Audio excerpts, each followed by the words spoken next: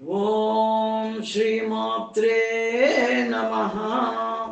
అందరికీ మహానవమి విజయదశమి శుభాకాంక్షలు తెలియజేస్తోంది మీ ఆహాహా ఏమి పద్యం.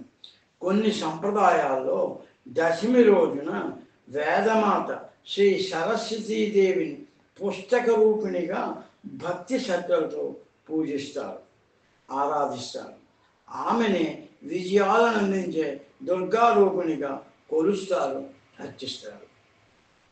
పద్మపత్ర విశాలాక్షి పద్మకేశరవర్ణిని నిత్యం పద్మాలయా దేవి సామాం పాతు సరస్వతి అని వినమ్రంగా ప్రార్థిస్తారు.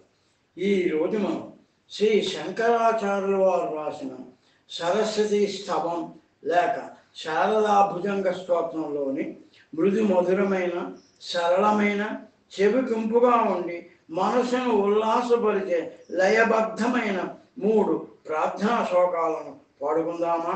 అమ్మ కృపకు పాత్రులమవుదామా?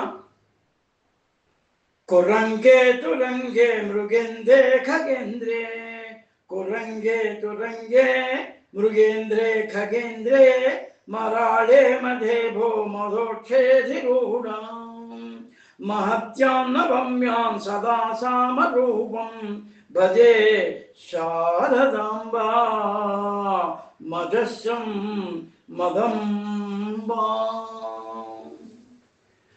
కురంగి అంటే జింక పైన, తురంగి అంటే గుర్రం పైన, మృగేంద్రే అంటే సింహం పైన, ఖగేంద్రే అంటే గరుడిని పైన, అలాగే మరాళం అంటే హంస పైన, మదగజం పైన, ఎద్దు వంటి వాహనాలపై స్వారీ చేసే దేవి ఆ జగన్మాతే. ప్రత్యేకించి నవరాత్రుల్లో మహానవమి నాడు సౌమ్య రూపం గల నా జనని నా అమ్మ శారదాంబను సేవిస్తాను. ఆమె దుర్గా, ఆమె లక్ష్మి, ఆమె సరస్వతి అనే ముగ్గురమ్మల మూలపటమ్మ అనే భావాన్ని ఇందులో అద్భుతంగా ఇమిడ్చారు జగద్గురువులు. రెండో చదువుతున్నాం చూడండి. జ్వలత్కాంతి వహ్నిం జ్వలత్కాంతి వహ్నిం జగన్మోహనాంగీ భజన్మాన సంబోధ శుభ్రాంత భృంగీ నిజ స్తోత్ర సంగీత నృత్య ప్రభాంగీ భజే శారదాంబా మజస్రం మదంబా. జగన్మోహినివి, భక్తుల మనఃకమలవాసినివి నీవేనమ్మా. నీ చుట్టూ తిరిగే 9 వంటి వారమమ్మా మేము.